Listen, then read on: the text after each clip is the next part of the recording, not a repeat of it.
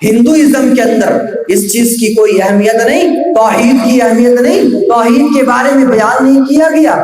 جی بیان کیا گیا ہے، جیسا کہ ایک بڑا ہی مشہور منتر ہے، ایکم برہم دوتیہ ناستے نینا ناستے کنچن، ایک ہی اللہ ہے، دوسرا نہیں ہے، نہیں ہے، ذرا سا بھی نہیں ہے، لہذا اسی کی عبادت کی جائے۔ اور دوسری جگہ ویدوں کے اندر بیان کیا گیا، اندرم مترم ورنم اگنیمام رتھو دیویا سہسرپرنو گرتمان ایکم سدوپرا بہولا ودنتی اگنیم ماترشچان باہو۔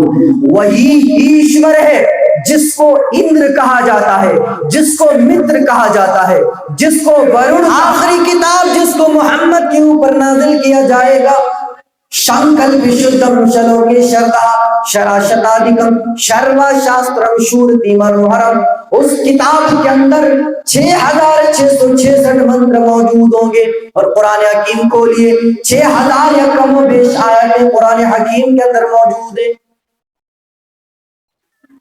اور اس بات کو بہت پہلے ویدوں کے اندر بیان کر دیا گیا کہ آخری کتاب جو انتم مہارشی، انتم سندیشتا محمد محمد احمد محمد رسول اللہ پر نازل کیا جائے گا، نراشمس کے اوپر جو پستک اوترت کی جائے گی، اس پستک کے اندر 6666 شلوک موجود ہوں گے۔ اور دوسری جگہ ویدوں کے اندر بیان کیا گیا، رگ ویدو یجنگو کرشامی کریچیم یہ مہورج سوویدوی دیوا سوادرہ مرودرگنا گئیا یہ اکمال جننا درپٹا سوجسو مرودرگنا گئیا چتر ببرارتمی دیو کرشامی کریچیم۔ 4 ساتھی ہوں گے جو اس کے ساتھ میں ہوں گے۔ یہ 4 ساتھی کن کن ساتھی کا تذکرہ ہے؟ حضرت ابو بکر، حضرت عمر، حضرت عثمان اور حضرت علی رضی اللہ تعالیٰ عنہ کا تذکرہ کیا گیا۔ یہ 4 ساتھیوں کا تذکرہ ویدوں کے اندر موجود ہے، اور بالخصوص رگ وید کے اندر موجود ہے۔ قرآن حکیم کے اندر اللہ تعالیٰ نے اسی توحید کی اہمیت کو اجاگر کرتے ہوئے بیان فرمایا، اور شرک کی قباحت، شرک کی گندگی، شرک کی پلیدی کو واضح طور پر بیان فرمایا۔ کہا ان الذين كفروا وماتوا وهم كفار فلن يقبل من احدهم ملء الارض ذهبا ولا افتدى به۔ اگر کوئی آدمی کفر کرتے ہوئے مر گیا یا حالت شرک میں مر گیا، فلن يقبل من احدهم ملء الارض ذهبا، اگر وہ اللہ کے پاس جانے کے بعد اللہ سے کہے کہ اللہ مجھ سے یہ شرک ہو گیا ہے، اے اللہ مجھ سے یہ گناہ کبیرہ کا سرزد ہو گیا ہے، اے اللہ میں زمین بھر کر تجھے سونا دینا چاہتا ہوں، میں زمین بھر کر تجھے سونا فدیے میں دینا چاہتا ہوں، تو اس کو قبول کر لے اور مجھے معاف فرما دے۔ اے اللہ زمین بھر کر میں سونا تجھے دینا چاہتا ہوں، یہ سونا تو قبول کر لے اور مجھے معاف کر دے، مجھے جنت عطا کر دے۔ قرآن حکیم کے اندر اللہ تعالیٰ نے بیان فرمایا فَلَن يُقْبَلَ مِنْ أَحَدِهِم مِّلْءُ الْأَرْضِ ذَهَبًا وَلَوِ افْتَدَىٰ بِهِ۔ اگر کوئی آدمی زمین بھر کر بھی سونا اللہ کو دینا چاہے، اللہ بیان فرماتا ہے کہ نہیں نہیں، ہم اس کے سونے کو ہرگز قبول نہیں کریں گے، ہم اس کے سونے کو ہرگز قبول نہیں کریں گے، اس کو ہم جہنم میں ڈال دیں گے۔ تو معلوم کیا ہوا؟ اگر کوئی آدمی شرک کرتے ہوئے مر گیا تو اللہ رب العالمین اس کے شرک کو معاف نہیں کرے گا، جیسا کہ قرآن حکیم کے اندر اللہ تعالیٰ نے دوسری جگہ بیان فرمایا، حضرت لقمان علیہ السلام کے اس واقعے، اس قول کو نقل فرمایا اور ارشاد فرمایا، یہ بڑی مشہور آیت کریمہ ہے اور ہم میں سے بہت سارے لوگوں کو یہ آیت یاد بھی ہوگا۔ وَإِذْ قَالَ لُقْمَانُ لِابْنِهِ وَهُوَ يَعِظُهُ يَا بُنَيَّ لَا تُشْرِكْ بِاللَّهِ إِنَّ الشِّرْكَ لَظُلْمٌ عَظِيمٌ۔ لقمان علیہ السلام نے اپنے بیٹے سے کہا، یا بنی لا تشرک باللہ، اے میرے بیٹے اللہ کے ساتھ کسی کو شریک نہ کرنا، اللہ کے ساتھ کسی کو شریک نہ ٹھہرانا۔ ان الشرک لظلم عظیم، یقیناً شرک بہت بڑا جرم ہے، یقیناً شرک بہت بڑا گناہ ہے۔ اللہ تعالیٰ نے دیکھیے کیسے کر کے بیان فرمایا قرآن کریم کے اندر، اسی آیت کریمہ میں اللہ تعالیٰ نے بیان فرمایا کہ لقمان نے اپنے بیٹے کو میرا حق یاد دلایا۔ لقمان علیہ السلام نے اپنے بیٹے سے کہا کہ اے میرے بیٹے اللہ کے ساتھ کسی کو شریک نہ ٹھہرانا۔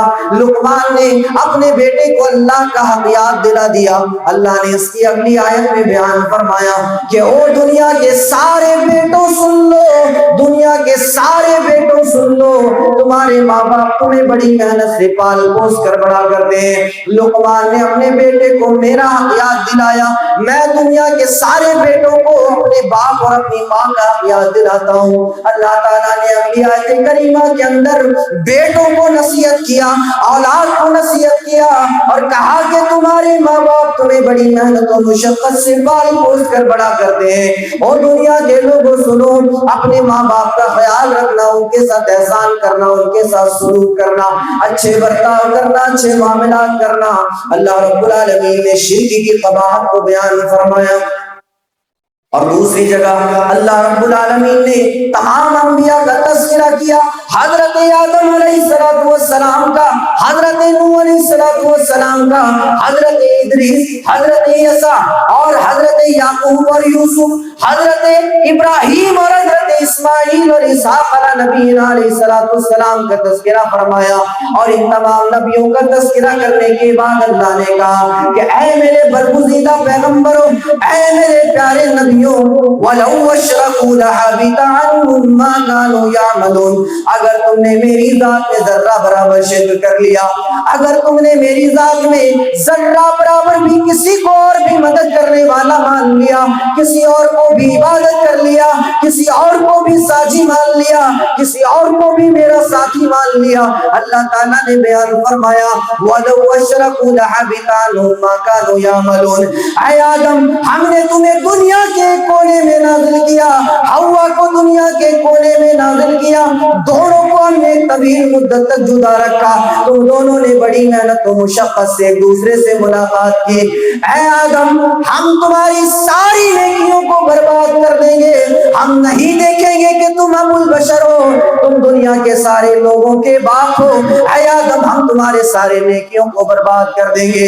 اے نوح، دنیا جانتی ہے کہ تم نے 950 سال تک اللہ کی توحید کو بلند کیا، اللہ کی توحید کا پرچم لہرایا، لیکن اے نوح، اگر تم نے بھی میری ذات میں ذرہ برابر شرک کر لیا، اگر تم نے میری ذات میں ذرہ برابر کسی کو اور ساتھی مان لیا، اے نوح، ہم تمہارے 950 سالہ دعوت و تبلیغ کو تمہارے منہ پہ مار دیں گے۔ اللہ نے حضرت ابراہیم سے بھی یہی کہا، اے ابراہیم، اگر تم نے میری ذات میں شرک کر لیا، ہم یہ نہیں دیکھیں گے کہ تم نے ہمارے ایک حکم پر اپنے بیٹے کے گردن میں چھری چلا دی، اے ابراہیم، ہم تمہیں بھی جہنم میں ڈال دیں گے۔ اے یعقوب، ہم جانتے ہیں کہ جب تم سے تمہارا پیارا بیٹا یوسف جدا ہو گیا، تم اتنا روئے کہ تمہاری آنکھوں سے بینائی ختم ہو گئی، لیکن اے یعقوب، اگر تم نے ہماری ذات میں شرک کر لیا، اگر تم نے ہماری ذات میں ذرہ برابر بھی کسی چیز کو ذاتی بنا لیا، کسی اور کی بھی ذرہ برابر عبادت کر لی، پوجا کر لی، تو اللہ تعالیٰ نے کہا اے یعقوب، ہم تمہاری عبادت کو قبول نہیں کریں گے، تمہیں بھی جہنم میں ڈال دیں گے۔ یوسف علیہ السلام سے بھی کہا اے یوسف، تمہیں جب زلیخا نے پکڑا اور تم سے غلط کام کرنے کی کوشش کی، تم نے بالکل صاف منع کر دیا، تم بچ گئے اور سالوں سال تک اس کی سزا جیل میں کاٹتے رہے، صرف اللہ کی توحید کے لیے، اللہ کی اعلاء کلمت اللہ کے لیے، اللہ کی دعوت و تبلیغ کے لیے، اللہ کی رضا و خوشنودی کے لیے۔ لیکن اے یوسف، اگر تم نے بھی میری ذات میں ذرہ برابر شرک کر لیا، اگر تم نے میری ذات میں ذرہ برابر کسی کو شریک بنا لیا، اے یوسف، ہم تمہاری یہ پاکیزگی کو نہ دیکھیں گے، اے یوسف، ہم تمہاری یہ پاک دامنی کو نہ دیکھیں گے، تمہیں بھی جہنم میں ڈال دیں گے۔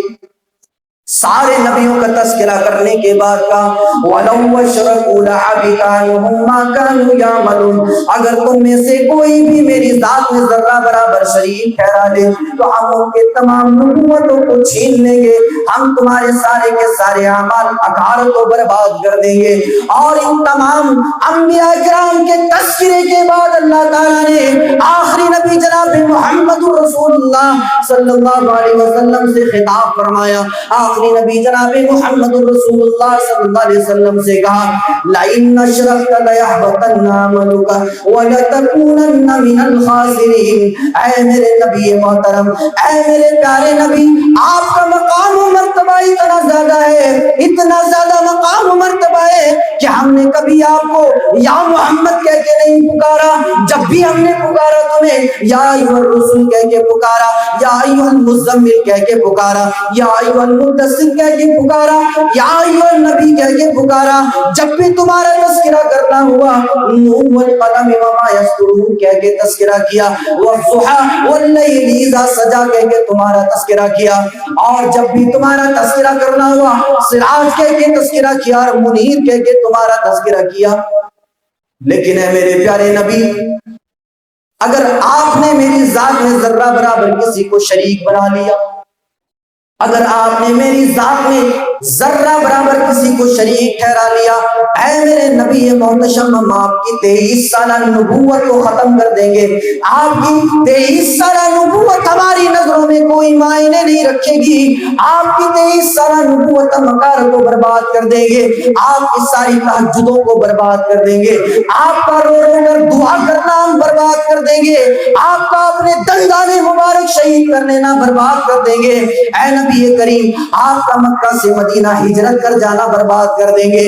اے نبی کریم، آپ نے جو اتنی تکلیف ہماری دعوت کے لیے برداشت کی، یہ تکلیف ہماری نظر میں کوئی معنی نہیں رکھے گی، کوئی حیثیت نہیں رکھے گی۔ یہ اللہ تعالیٰ نے توحید کی اہمیت اور شرک کی قباحت کو قرآن حکیم کے اندر بیان فرمایا۔ معلوم یہ ہوا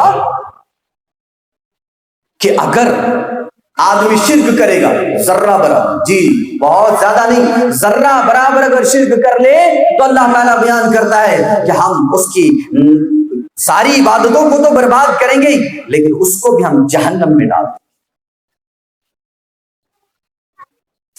قرآن حکیم کے اندر اللہ تعالیٰ نے بیان فرمایا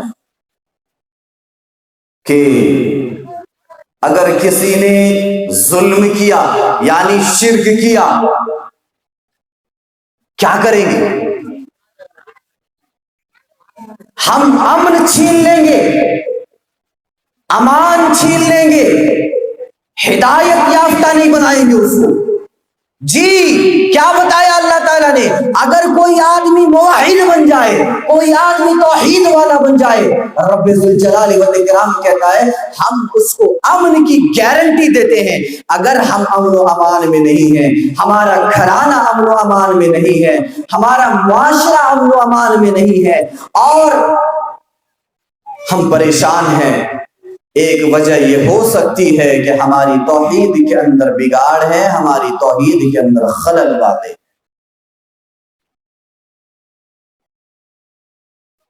حضرت بلال کا واقعہ ہم میں سے ہر کوئی جانتا ہے کہ حضرت بلال رضی اللہ تعالیٰ عنہ توحید کے لیے کتنی محنت و مشقت کیے۔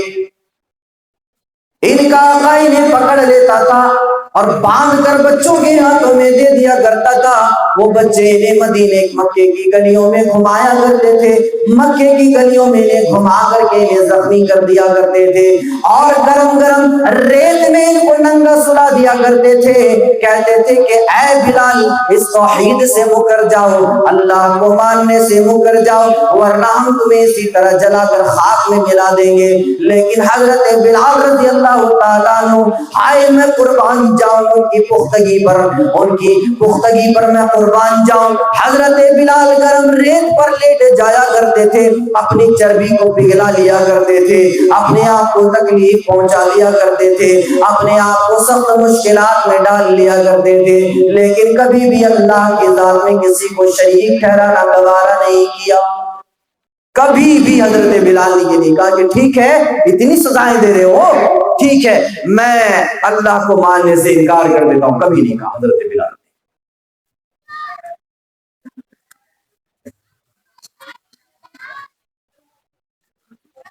تو اپنی توحید کے اندر سدھار پیدا کیجیے، اپنی توحید کے اندر جو خلل واقع ہے اس کو دور کیجیے. اس لیے کہ قرآن حکیم کے اندر اللہ تعالیٰ نے بیان فرمایا وَمَا يُؤْمِنُ أَكْثَرُهُمْ بِاللَّهِ إِلَّا وَهُمْ مُشْرِكُونَ.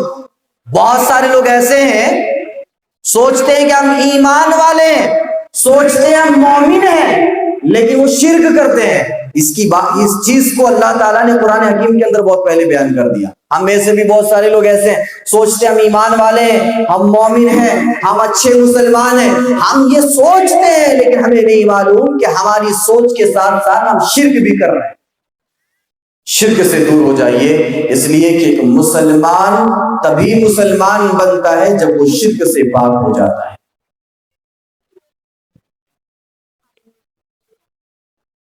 اسلام کے اندر شرک کی مذمت اور توحید کی اہمیت کو اللہ تعالیٰ نے بہت ہی بہترین طریقے سے واضح کیا. لیکن کیا اسلام کے اندر ہی صرف توحید کی اہمیت ہے اور شرک کی مذمت ہے؟ کیا دوسرے دیگر ادیان میں، ادیان باطلہ یا ہندوازم کے اندر اس چیز کی کوئی اہمیت نہیں؟ توحید کی اہمیت نہیں؟ توحید کے بارے میں بیان نہیں کیا گیا؟ جی بیان کیا گیا ہے. جیسا کہ ایک بڑا ہی مشہور منتر ہے ایکم برہم دویتیہ ناستے نیہنا ناستے کنچن. ایک ہی اللہ ہے، دوسرا نہیں ہے، نہیں ہے، ذرا سا بھی نہیں ہے، لہذا اسی کی عبادت کی جائے. اور دوسری جگہ ویدوں کے اندر بیان کیا گیا اندرم مترم ورنم اگنیمام رتھو دیویہ سہسرپرنو گرتمان ایکم ستوپرا بہودا ودنتی یم اگنیم ماترشچان باہو. وہی ایشور ہے جس کو اندر کہا جاتا ہے، جس کو متر کہا جاتا ہے، جس کو ورن کہا جاتا ہے، جس کو دیو کہا جاتا ہے. اور بدھیمان لوگ، جو عقل مند لوگ ہیں، وہ اسی ایشور کو انیک ناموں سے پکارتے ہیں. جیسا کہ قرآن حکیم کے اندر اللہ تعالیٰ نے بیان فرمایا کہ وہی اللہ ہے جو مصور بھی ہے، جو خالق بھی ہے، جو مالک بھی ہے، جو قدوس بھی ہے، جو سلام بھی ہے، جو مومن بھی ہے، جو مہیمن بھی ہے. اسی طرح ویدوں کے اندر بھی بیان کیا گیا کہ وہی ایشور ہے جس کو ورن کہا جاتا ہے، جس کو متر کہا جاتا ہے، جس کو اگنی کہا جاتا ہے. چنانچہ رگ وید کے اندر پہلا منتر، پہلا منڈل، پہلا کھانڈ، پہلا شلوک یہ بیان کیا گیا اگنی نیلے پیروہتم یجسیا دیوم رتوجم ہوتارم رتن دھاتمم. اگنی کے نام سے میں شروع کرتا ہوں. یہ اگنی کون ہے؟ یہ اگنی وہی اللہ ہے، وہی ایشور ہے جو ساتوں آسمانوں کے اوپر وراجمان ہے. وہی اللہ ہے جس کے بارے میں ویدوں کے اندر بیان کیا گیا اوم پورنمدہ پورنمدم پورنات پورنمدچتے پورنس پورنمادائے پورنماوشیتے. وہی اللہ ہے جو مکمل ہے، جو اکمل ہے، جو کامل ہے، اس کو کسی چیز کی ضرورت نہیں ہے. اوم پورنمدہ پورنمدم پورنات پورنمدچتے پورنس پورنمادائے پورنماوشیتے. وہ اللہ ہے جو پورن ہے، مکمل ہے، پورا ہے، اسے پورا کرنے کی ضرورت نہیں ہے. اور کہا گیا کہ اسی اللہ سے یہ پوری کائنات پوری ہے، یہ پورا کائنات مکمل ہے، یہ کائنات ادھورا نہیں ہے. یہ کائنات اگر مکمل ہے تو اسی اللہ وحدہ لا شریک کی وجہ سے مکمل ہے. یہ توحید کی اہمیت ہندو دھرم کی کتابوں کے اندر موجود ہے. جی اور مولانا شمس نوید عثمانی رحمہ اللہ نے اپنی کتاب اگر اب بھی نہ جاگے تو اس کتاب کے اندر لکھا ہے کہ اتھرو وید کے اندر باقاعدہ آج بھی جو ریل اتھرو وید ہے، جو اوتھینٹک اتھرو وید ہے، جو حقیقت میں جس اتھرو وید کے اندر تبدیلی اور پریورتن نہیں ہوا ہے، اس اتھرو وید کے اندر ابھی بھی اور آج بھی یہ منتر موجود ہے لا الہ ہرنے پاپم الا پرمویدم جنم ویکنڈ پربھوتی تو جپے نام محمدم. لا الہ ہرنے پاپم، لا الہ پڑھ لے. یعنی کہا گیا کہ پرانے زمانے میں جب کوئی پنڈت کا بیٹا مرنے لگتا تھا یا مرض الموت میں ہوتا تھا تو اس کو اٹھا کر کے چارپائی میں لٹا دیا جاتا تھا اور اس سے کہا جاتا تھا لا الہ ہرنے پاپم، لا الہ پڑھ لے تیرے پاپ ہرن ہو جائیں گے، تیرے پاپ مٹ جائیں گے. اللہ پڑھ لے تجھے پرم پدوی حاصل ہو جائے گی، امامت عالم حاصل ہو جائے گی، تو اس دنیا کے ساتھ ساتھ اخروی زندگی میں بھی کامیاب ہو جائے گا. یہ چیزیں ہندو دھرم کے اندر موجود ہے. معلوم یہ ہوا کہ اگر ہمارے معاشرے کے اندر توحید ختم ہو جائے، شرک کی آمیزش ہماری زندگی میں ہو جائے، پھر ہم شکوے شکایات کیوں کریں؟ کس وجہ سے کریں؟ ہمیں شکوے شکایات کرنے کا حق بالکل بھی نہیں رہتا، اس لیے کہ جب ہم نے اللہ کے ساتھ کسی اور کو شریک کر لیا تو پھر اللہ تعالیٰ امن کی گارنٹی نہیں دیتا، پھر مارے جاؤ گے، کاٹے جاؤ گے. تو ایک وجہ یہ ہے کہ شرک سے باز آ جائیں، یقیناً مسلمان کامیاب ہو جائیں گے. ایک دوسری وجہ سنت سے دوری، اطاعت رسول اور اتباع رسول سے دوری. آج ہمارے مسلم معاشرے کے اندر یہ چیز موجود ہے کہ نہیں ہے؟ اور کہو نوجوانوں سے، اور نوجوانوں سنو کہ یہ تمہارے نبی کا طریقہ اور وتیرہ نہیں ہے، یہ تمہارے رسول کا طریقہ نہیں ہے، یہ تمہارے نبی کا حکم نہیں ہے. کہتے نہیں جی ہم فلاں کے ماننے والے ہیں، فلاں ہمارا آئیڈیل ہے. ارے دنیا ایسی اسٹائل کر رہی ہے، تم ہمیں بتا رہے ہو دیکھو وہ نبی کا طریقہ نہیں ہے، ہم مانتے ہیں لیکن وہ زمانہ پرانا تھا، وہ زمانہ بہت پرانا تھا. آج ماڈرن زمانہ ہے، آج نیا زمانہ ہے. آج اگر ہم فیشن میں اختیار کریں تو کیا آج سے 100 سال پیچھے چلے جائیں؟ یہ ہمارے نوجوانوں کے ڈائلاگ ہوا کرتے ہیں. سنت سے دوری ہے یا نہیں ہے؟ جی سنت سے دوری ہے. قرآن حکیم کے اندر اللہ تعالیٰ نے بیان فرمایا فَلْيَحْذَرِ الَّذِينَ يُخَالِفُونَ عَنْ أَمْرِهِ أَن تُصِيبَهُمْ فِتْنَةٌ أَوْ يُصِيبَهُمْ عَذَابٌ أَلِيمٌ. سنو جو لوگ حکم رسول کی مخالفت کرتے ہیں، جو لوگ رسول کی اطاعت نہیں کرتے، رسول کے بات کی مخالفت کرتے ہیں، اللہ بیان فرماتا ہے ان تصیبہم فتنۃ، ہو سکتا ہے کہ اللہ تعالیٰ تمہیں اس چیز کی وجہ سے تمہیں فتنے میں مبتلا کر دے، تمہیں فتنے میں ڈال دے. او یصیبہم عذاب علیم، یا ہو سکتا ہے کہ اللہ تعالیٰ تمہیں عذاب علیم میں مبتلا کر دے. محمد بن جعفر رحمہ اللہ نے فتنے کی تفسیر پتہ ہے کیا کی ہے؟ فتنے کی تفسیر محمد بن جعفر نے یہ کی کہ اللہ رب العالمین یہ بیان کر رہا ہے کہ اگر رسول کی مخالفت کرو گے، جی اگر رسول کی مخالفت کرو گے اور نبی کائنات کی اطاعت و اتباع نہیں کرو گے تو ہم تمہارے اس مخالفت کی وجہ سے تمہارے اوپر یہ ظالم بادشاہ مسلط کر دیں گے. کیا کہا گیا؟ یہ ظالم بادشاہ تمہارے اوپر مسلط کر دیں گے. اور ظالم بادشاہ آج ہمیں باہر دیکھنے کی ضرورت نہیں ہے، آج ہم اپنے اس ملک ہندوستان کے اندر دیکھیں ہمارے سروں پر کیسے کیسے سورما اور دلاور بیٹھے ہوئے ہیں کہ اگر کسی مسلمان کو پکڑ کر کے اس کے گردن کو کاٹ دیا جائے، اس کے گلے کو کاٹ دیا جائے، کسی کی جرت اور جسارت نہیں ہے، کوئی آب و تاب نہیں لا سکتا کہ اس کو پکڑے اور پوچھے کہ تم نے ہمارے مسلمان بھائی کو کاٹا کیوں ہے.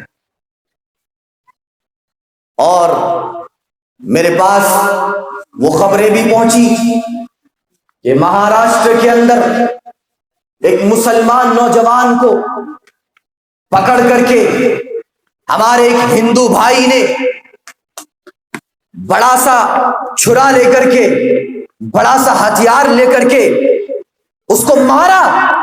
کہاں مارا؟ راستے میں، چوراہے میں اس کو مارا، روڈ پر اس کو مارا. گاڑیاں جا رہی ہیں آ رہی ہیں، لوگ جا رہے ہیں آ رہے ہیں، کسی کی جرت و جسارت نہیں کہ اس ہندو بھائی کو روک دے کہ تو یہ آتنک کیوں پھیلا رہا ہے، تو اس مسلمان کو مارتا کیوں ہے. سب لوگ دیکھ رہے ہیں، چپ چاپ کھڑے ہیں. اور پتہ ہے اس مسلمان نوجوان کے ساتھ کیا کیا گیا؟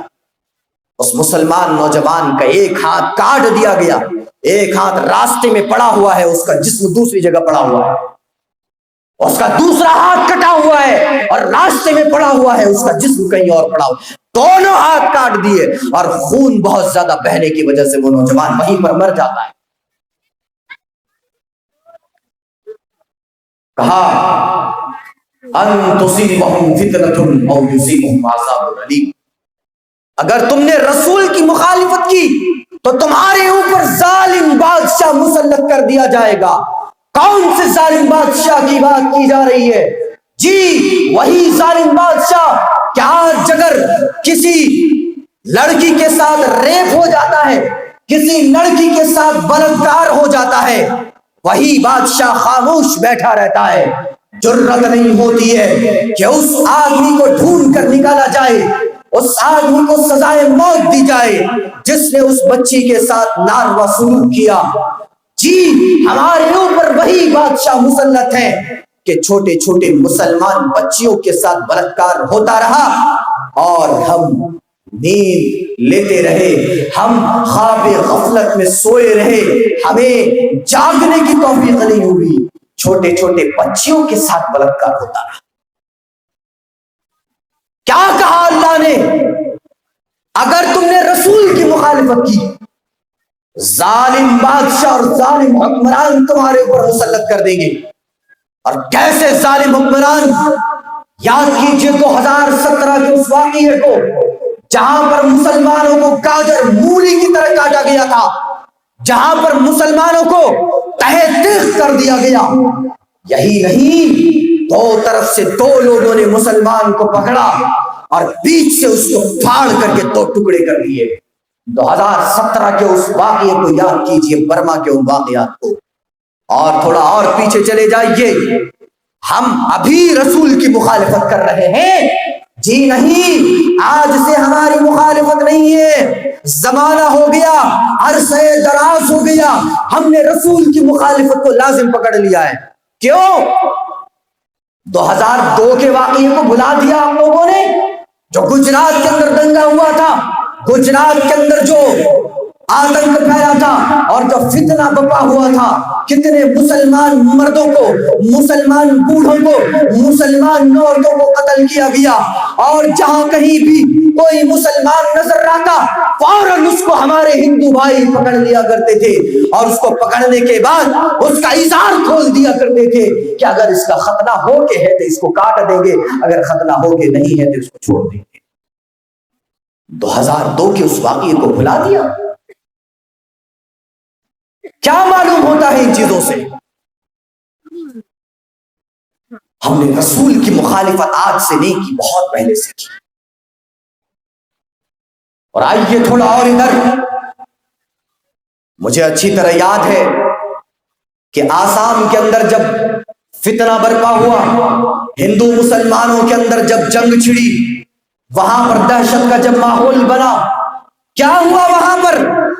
مسلمان لڑکی، نوجوان لڑکی کے سارے کپڑے اتار کر کے اس کو ننگا دوڑایا جا رہا تھا، ننگا اس کو بھگایا جا رہا تھا، جی ننگا بھگایا جا رہا تھا اس کو۔ کس وجہ سے؟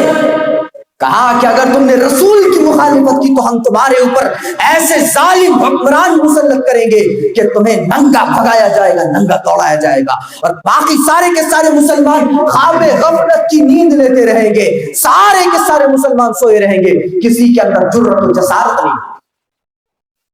یہ معاملہ مسلمانوں کے ساتھ پیش آ رہا ہے۔ اور آگے کیا کہا گیا؟ ان تصیبہم فتنۃ او یصیبہم عذاب علیم۔ اور عذاب علیم کی تفسیر محمد ابن جعفر نے کی۔ عذاب علیم کا کیا مطلب ہے؟ عذاب علیم کا مطلب یہ ہے کہ جہاں ملو گے وہیں پر تمہیں کاٹ دیا جائے گا۔ کاٹا نہیں گیا، کتنے مسلمانوں کو کاٹا گیا۔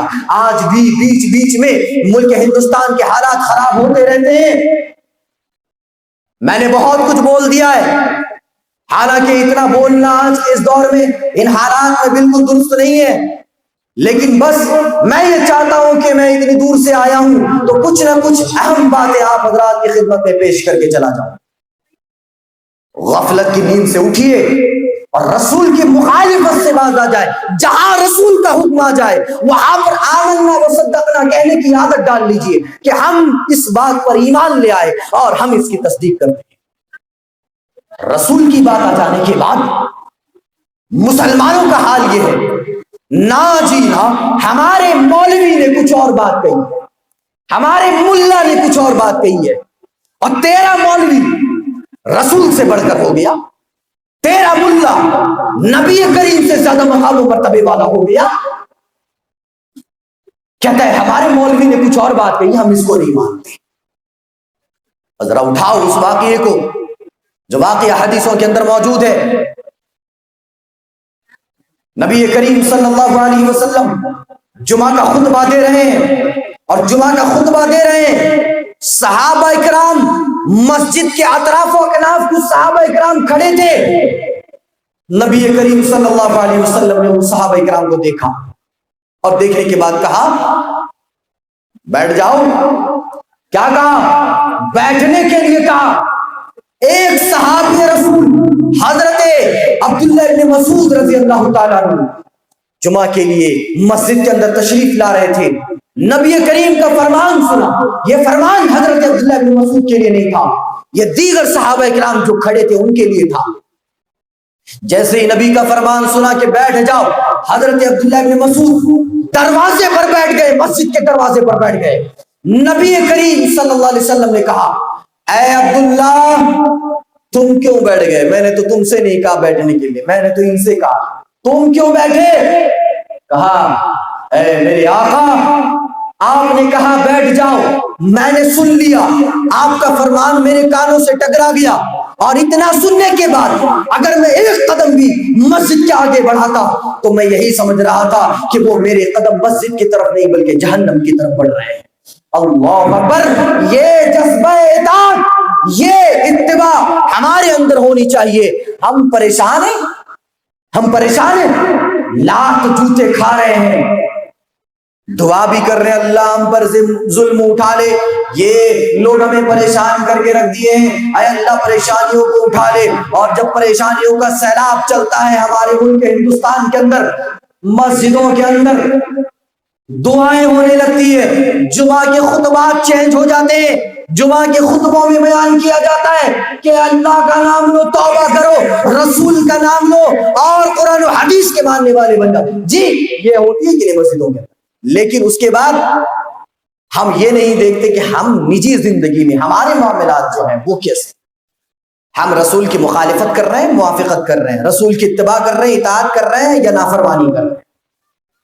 کہا گیا کہ اگر رسول کی نافرمانی کرو گے، نبی کریم کی مخالفت کرو گے تو ہو سکتا ہے ہم تمہیں عذاب علیم میں مبتلا کر دیں یا فتنے میں ڈال دیں۔ ایک صحابی رسول جن کا نام حضرت حنظلہ رضی اللہ تعالیٰ عنہ ہے، نوجوان ہے، نئی نئی شادی ہوئی ہے، شادی کی رات ابھی ابھی اپنی بیوی کے پاس گئے، پیار و محبت کی باتیں کی، اپنی بیوی سے شب زفاف منایا، اپنی بیوی سے ہم بستری کی، اور ہم بستری کرنے کے بعد کسی منادی نے یہ ندا لگائی، کسی صحابی نے یہ اعلان کیا کہ او لوگو سنو، نبی نے جنگ کا اعلان کر دیا ہے، نبی کائنات نے جنگ کا اعلان کر دیا ہے، سارے لوگ جنگ کے لیے نکل جاؤ۔ حضرت حنظلہ کی کانوں میں آواز گئی، حضرت حنظلہ نے آواز سننے کے بعد اپنی بیوی سے کہا بیوی کپڑے لاؤ، کپڑے پہن لیا۔ کہا بیوی نے اے میرے شوہر نامدار، جنگ تو صبح ہونے کی ہے، جنگ تو صبح ہونے والی ہے، رات کو آپ رک جائیے، رات کو ٹھہر جائیے۔ لیکن حضرت حنظلہ نے کیا کہا؟ اے میری بیوی، نبی کا فرمان آیا ہے، نبی کا حکم آیا ہے، میں تیرے پاس نہیں رک سکتا، مجھے جانا ہے۔ حضرت حنظلہ نے اپنی بیوی کو مایوس کر دیا لیکن نبی کے فرمان کو بالائے طاق نہ رکھا۔ حضرت حنظلہ کپڑے پہنے، غسل بھی نہیں کیا، نہایا بھی نہیں، اور ویسے ہی حالت جنابت میں نبی کریم صلی اللہ علیہ وسلم کی فوج میں شامل ہو گئے. صبح جنگ ہوئی. جنگ ہونے کے بعد حضرت حنظلہ کی مقدر میں اللہ تعالیٰ نے شہادت کو لکھ رکھا تھا. حضرت حنظلہ رضی اللہ تعالیٰ عنہ حالت جنابت میں ہی اسی طرح سے شہید ہو جاتے ہیں. اور تھوڑی دیر کے بعد میں دو فرشتے آئے. فرشتے آنے کے بعد انہیں اٹھا کر کے غسل دینے لگے. الگ الگ حدیث کے اندر, الگ الگ روایتوں کے اندر الگ الگ واقعہ موجود ہے. دو فرشتوں نے اس صحابی رسول کو اٹھایا اور غسل دینے لگے.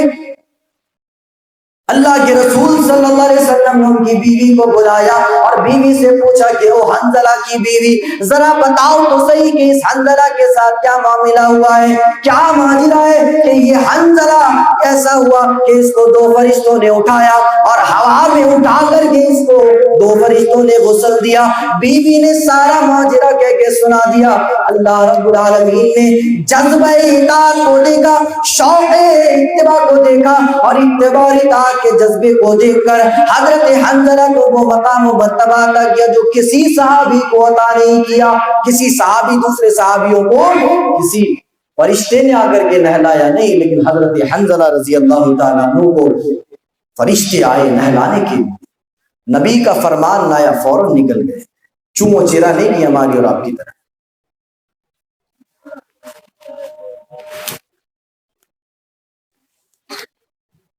تو دوسری وجہ مسلمانوں کے ذب و حالی کی وجہ یہ بھی ہے کہ مسلمان آج تنزلی کا شکار اس لیے بھی ہے کہ سنت سے دوری اختیار کر لی. جی, سنت سے دوری اختیار کر لی. جبکہ اب اگر دیکھیں گے انہی صحابہ کرام کا تذکرہ جنہوں نے نبی کریم صلی اللہ علیہ وسلم کی اتباع کی اور اطاعت کی, انہی صحابہ کرام کا تذکرہ تاریخ کی کتابوں کے اندر سنہرے الفاظ میں موجود ہے. لیکن ساتھ ہی میں ویدوں کے اندر بھی وید ویاس جی نے الگ الگ انداز میں صحابہ کرام کا تذکرہ کر دیا. اللہ اکبر. ہم نے اب تک دیگر علماء کرام سے سنا تھا کہ ویدوں کی کتابوں کے اندر اللہ کی توحید کا تذکرہ موجود ہے, ویدوں کی کتابوں کے اندر نبی کریم کا تذکرہ موجود ہے, ویدوں کی کتابوں کے اندر دیگر چیزوں کے بارے میں موجود ہے. ہم نے کبھی یہ بھی سنا ہوگا کہ ویدوں کے اندر صحابہ کرام کا تذکرہ موجود ہے. اللہ اکبر, سبحان اللہ. کیسے بیان کیا گیا ویدوں کے اندر, وید کے اندر, رگ وید کے اندر ہی شروع میں چند صفحات پلٹنے کے بعد آپ کو ایک منتر ملے گا, چتر دیو کرشامی کلیچیم یہ مہورج سوویدوی دیوا سواترہ مرودرگنا گئیا یہ اکمال چرنا درکتا سوجسو مرودرگنا گئیا. چتر بگرارتمی دیو کرشامی کلیچیم, چار ساتھی ہوں گے جو اس کے ساتھ میں ہوں گے. یہ چار ساتھی کن کن ساتھی کا تذکرہ ہے؟ حضرت ابو بکر, حضرت عمر, حضرت عثمان اور حضرت علی رضی اللہ تعالیٰ عنہ کا تذکرہ کیا گیا. یہ چار ساتھیوں کا تذکرہ ویدوں کے اندر موجود ہے اور بالخصوص رگ وید کے اندر موجود ہے. آپ دیکھیے تو وجوہات معلوم ہوئی. پہلی وجہ نوٹ کر لیجئے, یاد رکھ لیجئے, اور اگر یاد نہیں ہے تو ویڈیو ہو رہا ہے, اس کو بعد میں بھی آپ لوگ دیکھ سکتے ہیں. پہلی وجہ اللہ کی توحید کے ساتھ ملاوٹ, اللہ کی توحید کے ساتھ ظلم, اور دوسری وجہ سنت رسول کی مخالفت. یہ دو وجوہات ہو سکتے ہیں مسلمانوں کے ذب و حالی کا اور مسلمانوں کی پریشانی کا.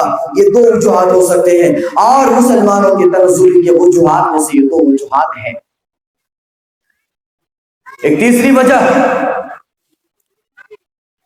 قرآن حکیم سے دوری.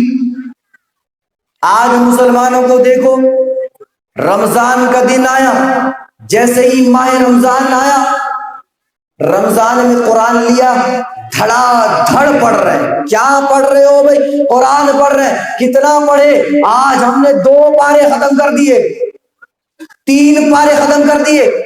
کوئی کہتا ہے 5 پارے ہم نے ایک دن میں ختم کر دیے. کیسا پڑھ رہا ہے 5 پارے ختم ایک دن میں؟ 5 پارے ختم کر رہا ہے. اچھے اچھے قرہ, اچھے اچھے حفاظ पूरा दिन लगा देते हैं, तब जाके 5 पारे 6 पारे वो पढ़ पाते हैं बमुश्किल।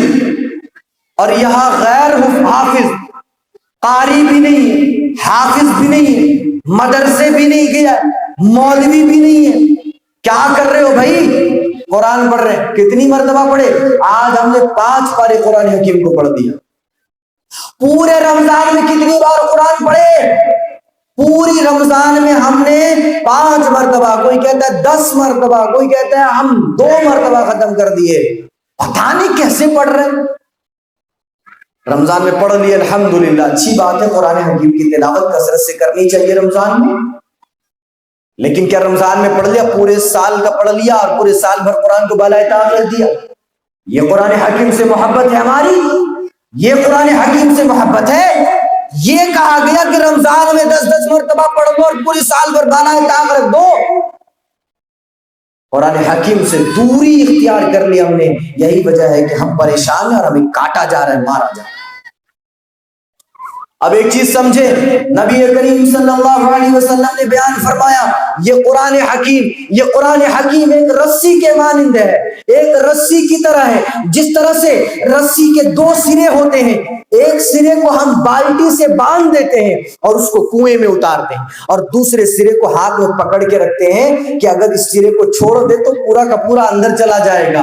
उसी तरह से हम दूसरे सिरे को पकड़ करके बाल्टी को उठाते हैं। कुरान हकीम के बारे में नबी करीम सल्लल्लाहु अलैहि वसल्लम ने कहा कि ये कुरान हकीम एक रस्सी के मानंद है। इसके भी 2 सिरे हैं, एक सिरा अल्लाह के हाथ में है, दूसरा सिरा मुसलमानों के हाथ में है। जी, दूसरा सिरा मुसलमानों के हाथ में है। और अगर इन मुसलमानों ने कुरान हकीम को छोड़ दिया, कुरान हकीम के उस दूसरे सिरे को छोड़ दिया, तो गोया उन्होंने अल्लाह की रस्सी को छोड़ दिया।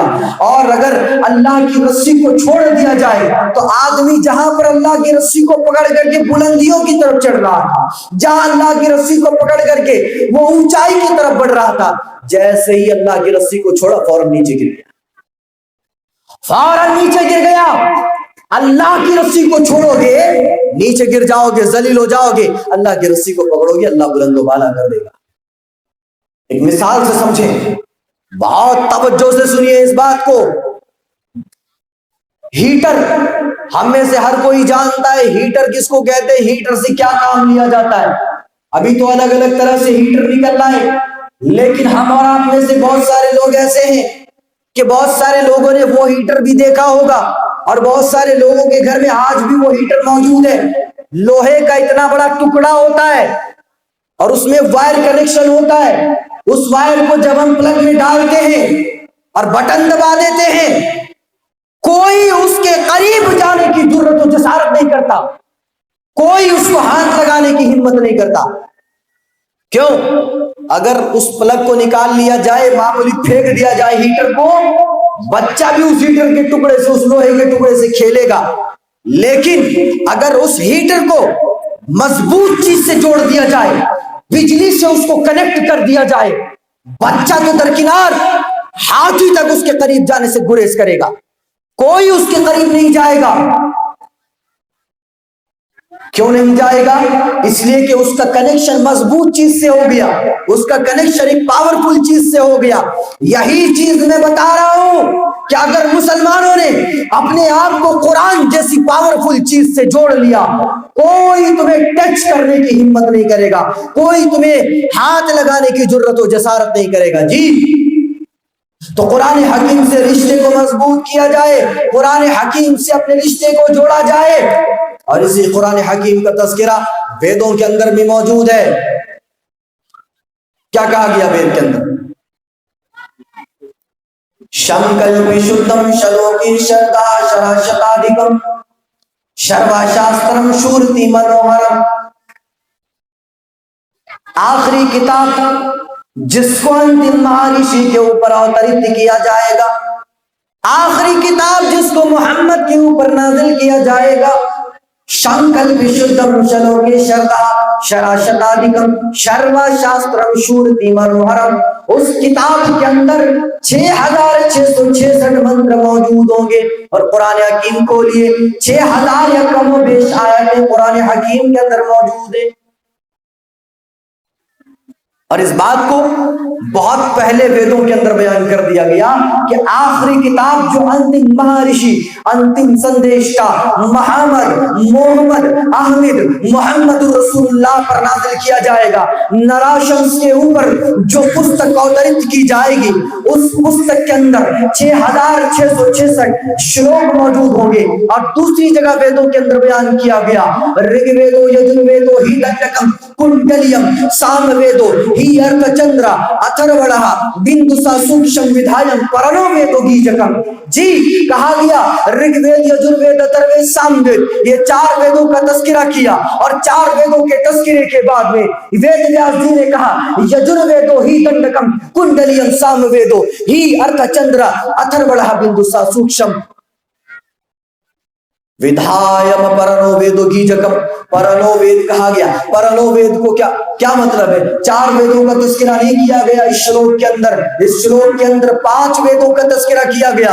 ہمارے ہندو بھائیوں کو پوچھئے، کشمیر سے لے کر کے کنیا کماری تک جتنے پنڈت موجود ہیں، سارے پنڈتوں سے پوچھا جائے او بھائیوں ذرا بتاؤ تمہاری وید کی کتابیں کتنی ہیں؟ کہیں گے وید کی کتابیں 4 ہیں، لیکن ایک شلوک سے معلوم ہوتا ہے کہ وید کی 4 کتابیں نہیں بلکہ وید کی 5 کتابیں بیان کی گئی ویدوں کے اندر، رگ وید یجر وید اتھر وید سام وید اور ایک پرنو وید کہا گیا۔ سوال یہ پیدا ہوتا ہے یہ پرنو وید کو چھپایا کیوں گیا؟ یہ پرنو وید کا تذکرہ کوئی پنڈت کرتا کیوں نہیں ہے؟ اس پرنو وید کے بارے میں کوئی ہندو بھائی وچار کیوں نہیں کرتا؟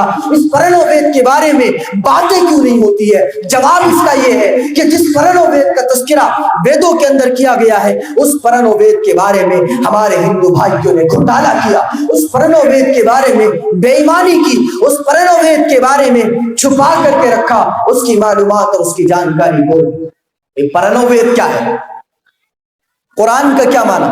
قرآن دراصل قرأ یقرأ سے ہے، جس کے معنی ہے پڑھی جانے والی کتاب۔ قرآن اس کتاب کو کہا جاتا ہے جس کو بار بار پڑھی جاتی ہے، جس کی تلاوت بار بار ہوتی ہے۔ اور ویدوں کے اندر بیان کیا گیا پرنو ویدو کی جگم، 5واں جو وید ہے وہ پرنو وید ہے، یعنی ایسی وید کی کتاب، ایسا وید کا پستک جس کو بار بار پڑھا جاتا ہے، جس کا ورنن بار بار کیا جاتا ہے، جس کو بار بار پڑھ کر کے لوگوں کے سامنے بیان کیا جاتا ہے۔ اور دنیا کے اندر میرا دعویٰ ہے اور میرا یہ چیلنج ہے کہ جس تیزی کے ساتھ قرآن حکیم کو پڑھا جاتا ہے اور جس کثرت کے ساتھ قرآن حکیم کی تلاوت ہوتی ہے، میرا دعویٰ ہے پوری دنیا کے اندر کسی کتاب کی تلاوت اتنی کثرت سے نہیں ہوتی ہے،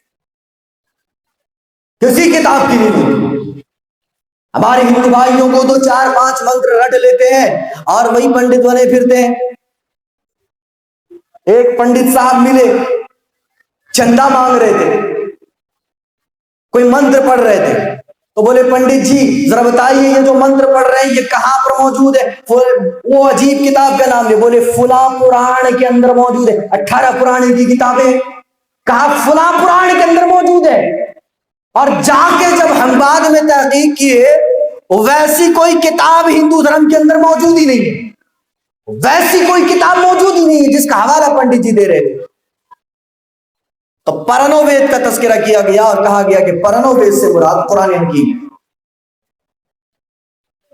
تو معلوم یہ ہوا کہ مسلمانوں کی زبوحالی، مسلمانوں کی تنزلی، مسلمانوں کی ذلت کا ایک سبب یہ بھی ہے کہ ہم نے قرآن حکیم سے دوری اختیار کر لی۔ اور معلوم ہے آپ لوگوں کو کہ قرآن حکیم کا مقام و مرتبہ کیا ہے، قرآن حکیم کی اہمیت کیا ہے، قرآن حکیم کی منزلت کیا ہے، قرآن حکیم کا کیا رتبہ ہے، قرآن حکیم کو اللہ تعالیٰ نے کیا اہمیت عطا کی ہے۔ ایک آدمی قرآن حکیم کو پڑھتا ہے، یہودی ہے، قرآن حکیم کو پڑھتا کس لیے؟ وہ پڑھ رہا ہے کہ تاکہ قرآن حکیم کے اندر کوئی غلطی نکال دے۔ پڑھنے کے بعد قرآن حکیم اس کے دل پر ایسا اثر کیا اسلام قبول کر لیا۔ اور آپ دیکھیے کتابوں کا مطالعہ کیجیے، آپ لوگوں کو معلوم ہوگا کئی ایسی نصارا لڑکیاں ہیں، عیسائی لڑکیاں ہیں، کرسچن لڑکیاں ہیں جن کو ان کی مسلمان سہیلیوں نے قرآن گفٹ میں دیا، اور جب انہیں قرآن انگریزی ترجمہ گفٹ میں ملتا ہے دنوں رات اس کو پڑھنے لگی.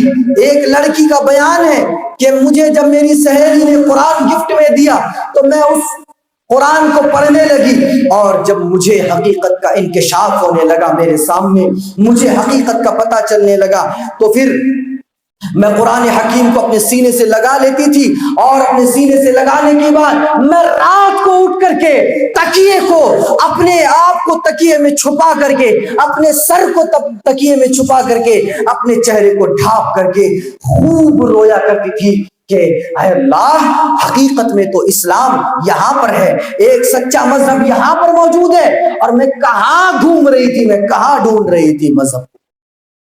ایک عیسائی لڑکی کا بیان ہے. بالآخر 25 دسمبر کا جب موقع آتا ہے، کرسمس ڈے، ان کے لیے تہوار کا دن ہوتا ہے، سارے رشتہ دار موجود ہیں، سارے لوگ موجود ہیں.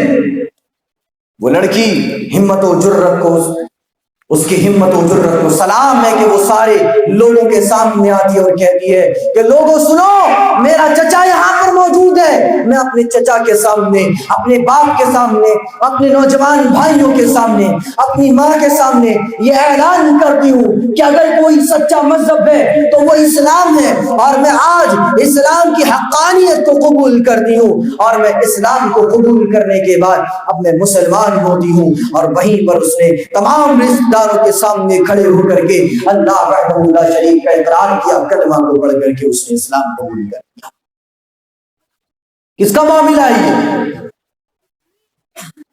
نصارہ کا معاملہ ہے، یہودیوں کا معاملہ ہے. قرآن پڑھ کر کے وہ اسلام قبول کر رہے ہیں.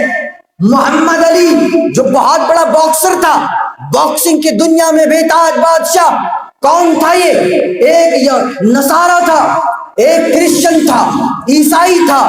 اس نے قرآن حکیم کا مطالعہ کیا، قرآن حکیم کو پڑھا، اسلام قبول کر لیا، اور بالآخر وہ مرتا ہے تو حالت اسلام میں اس کی موت ہوتی ہے. محمد علی، آپ سرچ کیجئے گوگل میں، آپ کو معلوم ہوگا یہ محمد علی کون ہے. یہودی پڑھ کے اسلام قبول کرے، نصارہ پڑھ کے اسلام قبول کرے. ہمارے ہندوستان کے اندر کتنے ہندوؤں نے قرآن حکیم کو پڑھا، اسلام قبول کر لیا. ہائے وہ بد نصیب لوگ ہم ہیں جن سے قرآن حکیم کے برکات کو اٹھا لیا گیا. وجہ کیا ہے؟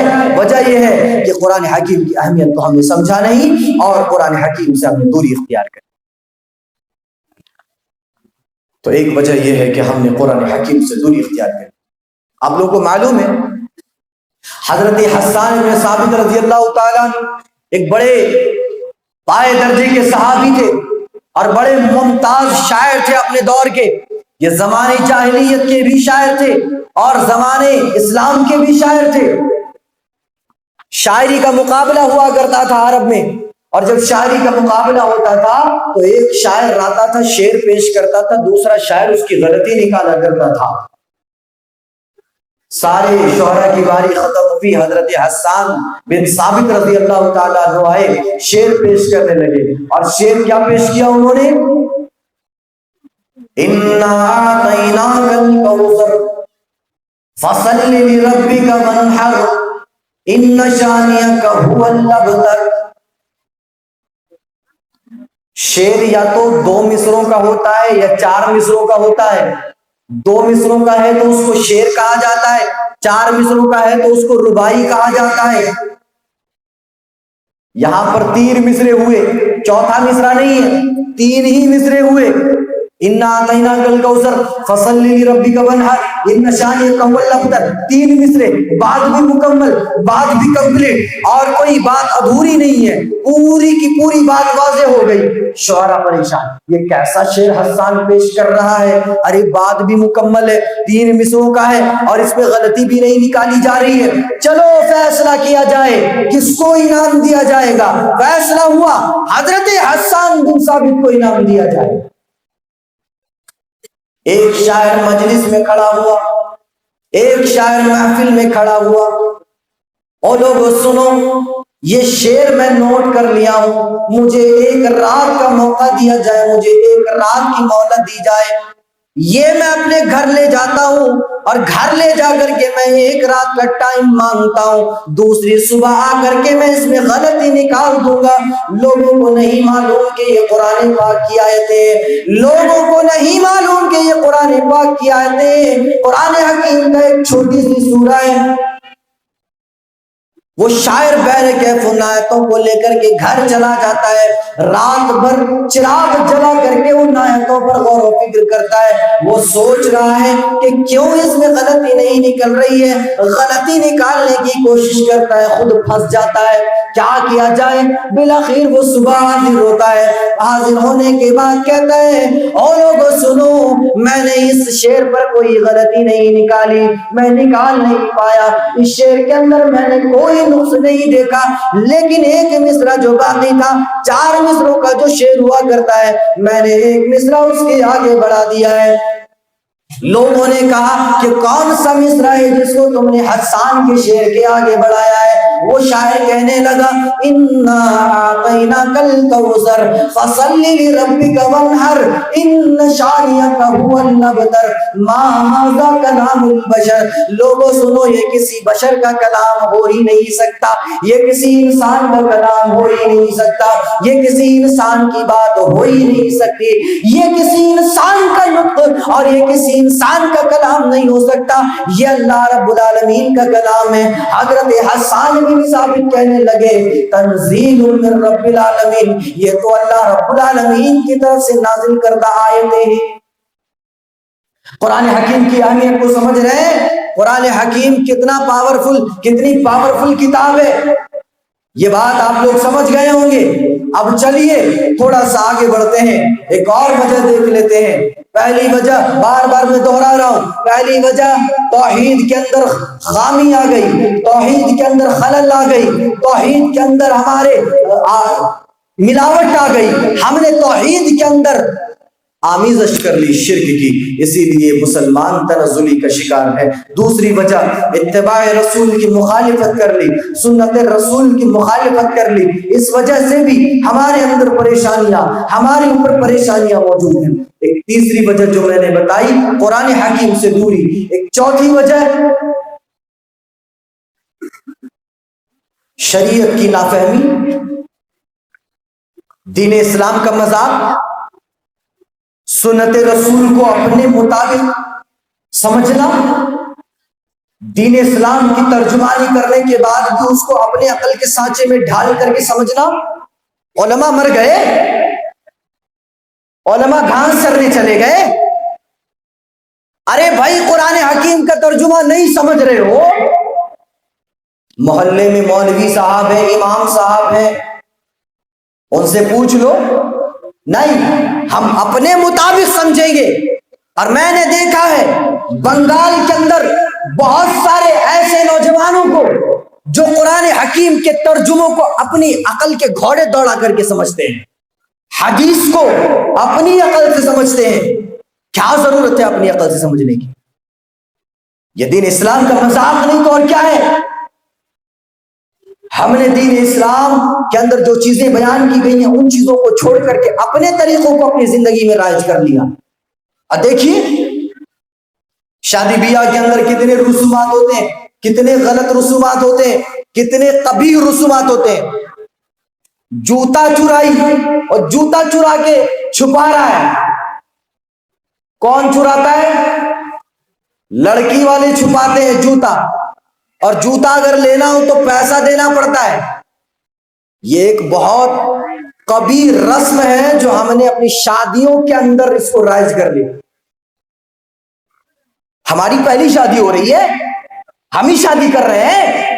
حضرت حنظلہ کی شادی نہیں ہوئی تھی، حضرت علی کی شادی نہیں ہوئی تھی، حضرت عثمان کی شادی نہیں ہوئی تھی، ان کے جوتے چرائے گئے تھے، ان کے چپل چرائے گئے تھے، اور ہم نے ہماری شادیوں کے اندر ایسے غلط رسومات کو ایڈ کر لیا ہے کہ شادی کے بعد بھی برکت نہیں ہوتی، شادی کے بعد بھی اللہ کی رحمتوں سے محروم رہتے ہیں۔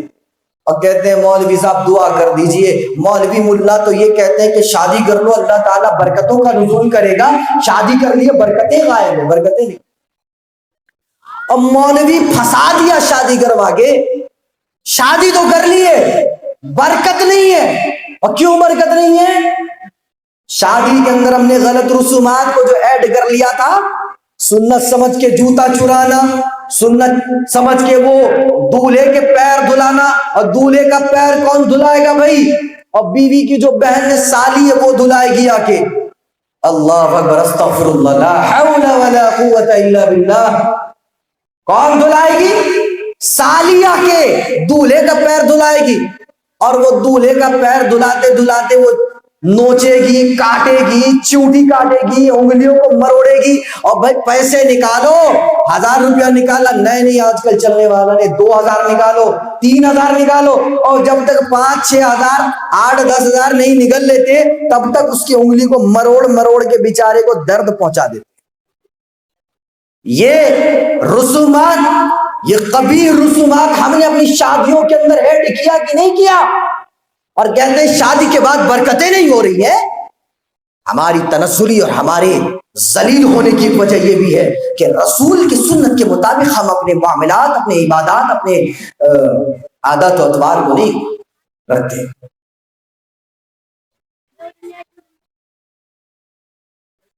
یہ سارا مسئلہ ہو جاتا ہے. اور پھر عورتیں آتی ہیں، مجھے نہیں معلوم یہاں پر یہ سسٹم ہے یا نہیں ہے، لیکن بہت سارے جگہوں پر یہ سسٹم دیکھا گیا. باری باری آئیں گی، مٹھائی کھلائیں گی، دولہے کو مٹھائی کھلایا جائے گا اور لے کھا لے مٹھائی. یہ کہاں تک صحیح ہے؟ صحیح ہے یہ بالکل غلط ہے. شادیوں کو سنت کے مطابق کیا جائے، نکاح کو سنت کے مطابق کیا جائے. اور اگر نکاح کو سنت کے مطابق نہیں کر رہے ہیں اور نکاح کے بعد جب برکت نہیں ہو رہا ہے، رحمتوں کا نزول نہیں ہو رہا ہے، شکایتیں لے کر مولویوں کے پاس نہ آئے، اپنی شکایتیں اپنے پاس رکھیے. اتنا ہو گیا. اب چلو بھائی ودائی ہوگی، رخصتی ہوگی، گاڑی میں بیٹھ گئی دلہن، دولہا بھی بیٹھ گیا، سارے لوگ بیٹھ گئے. اب چلو کوئی آئے گا وہ گاڑی گھیرنے کے لیے. یہاں ہوتا ہے یہ سب ہوتا ہے. گاڑی گھیرنے کے لیے گاڑی گھیر دیا. اب بھائی وہاں بھی اس کو لوٹیں گے، بولے کہ پیسہ دو نہیں تو گاڑی آگے جانے نہیں. وہاں بھی لے لیا.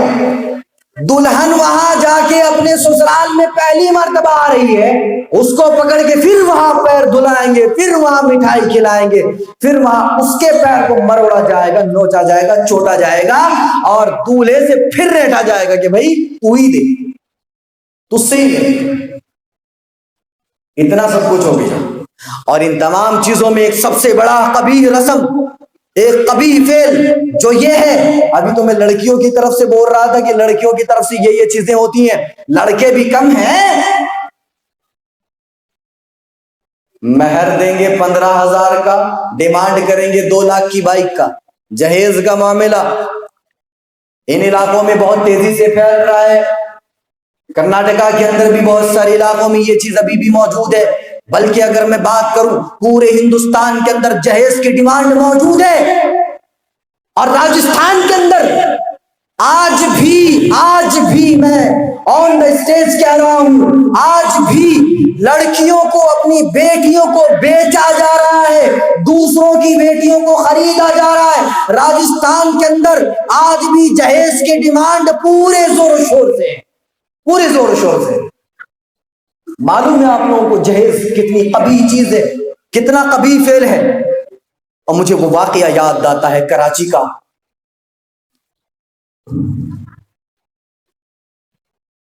ایک بوڑھا جس کی 2 بیٹیاں تھیں، بیٹے نہیں تھے اس کو، اسی نے یہ واقعہ بیان کیا کہ میری 2 بیٹیاں، پہلی بیٹی ام کلثوم اور دوسری بیٹی عابدہ، یہ دونوں بیٹیاں بڑی خوبصورت، بڑی خوبصورت اور حسین و جمیل، صوم و صلاح کی پابند، نماز کی پابند، یہ تمام چیزیں.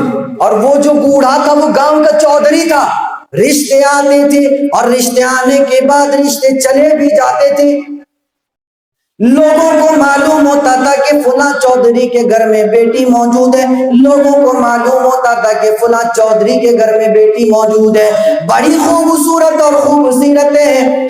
اپنا رشتہ لے کر جاتے تھے، اور چودھری صاحب ذرا اپنی بیٹیوں کو دکھانا، میں اپنے بیٹے کے لیے رشتہ لے کر کے آیا ہوں۔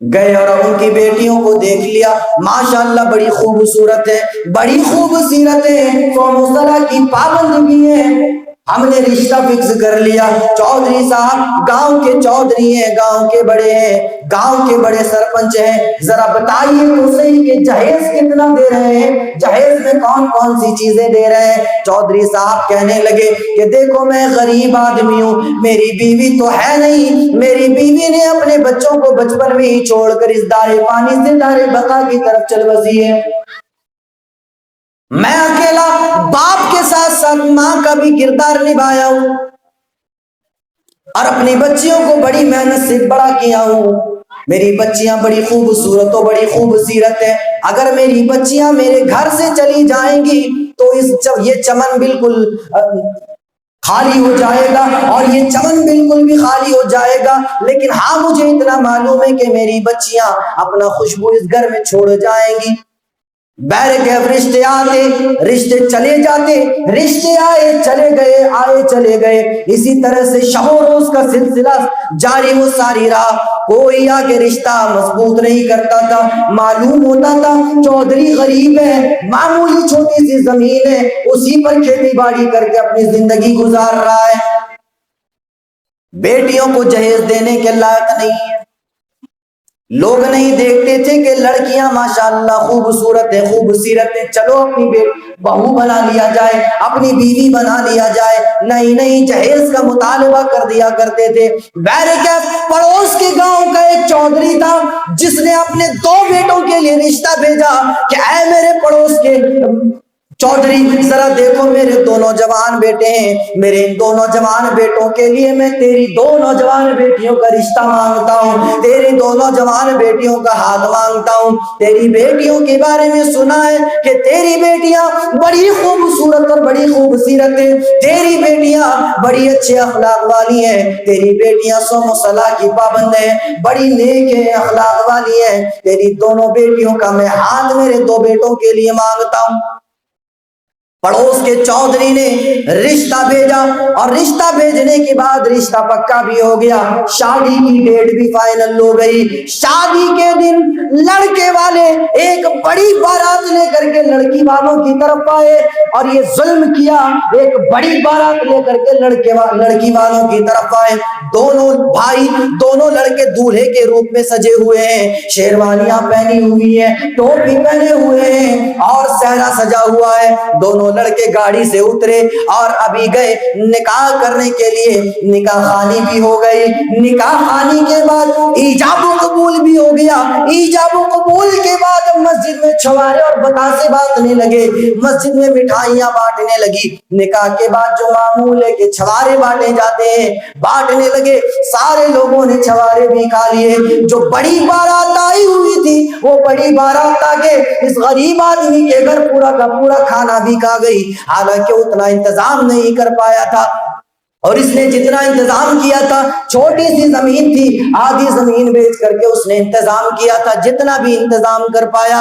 بہرکیف اتنا سارا معاملہ ہو جانے کے بعد اس نے اپنی بیٹیوں کو تیار کرنے کے بعد بیٹیوں کو ودا کرنے لگا، ودا کرنے کے لیے وہ ماں موجود نہیں ہے جو ماں یہ سینے سے لگ کر کہہ سکے کہ اے میری بیٹی جہاں جا رہی ہو وہی تمہارا اصل گھر ہے، جہاں جا رہی ہو وہاں ساس سسر کے ساتھ ماں باپ کی طرح رہنا، وہاں نند کے ساتھ بہن جیسا سلوک کرنا، اپنے شوہر کی اطاعت و فرما برداری کرنا، یہ بہترین کلمات کہنے کے لیے آفدار ام کلثوم کے پاس ان کی ماں موجود نہیں ہے، ان کی ماں مر چکی ہے۔ بہرکیف دونوں بہنیں سلام خانے میں موجود ہیں، دونوں بہنیں عورتوں کی محفل میں بیٹھی ہوئی ہیں، ادھر پڑوس کے گاؤں کا چودھری آیا، او لڑکی کے ابو بتا ذرا تو نے دہیج کے لیے کتنا سامان تیار کیا ہے، جہیز کے لیے تو نے کون کون سی چیزیں تیار کر رکھی ہیں؟ चौधरी कहता है, लड़कियों का बाप कहता है, ऐ मेरे भाई तू भी चौधरी है, मैं भी चौधरी हूँ, लेकिन तेरी चौधराहट का मामला ये है कि तू बड़ा अमीर है, मेरी चौधराहट का मामला ये है कि मैं गरीब हूँ, मैंने बस इतनी सी तैयारी की है। वो चौधरी कहने लगा कि तू तो ऐसे जहेज का सामान दे रहा है जैसे कि तू इंसान की बच्ची नहीं बल्कि बिल्ली की बच्चियां विदा कर रहा है। इतना सा जहेज का सामान, इतना समझ लूंगा।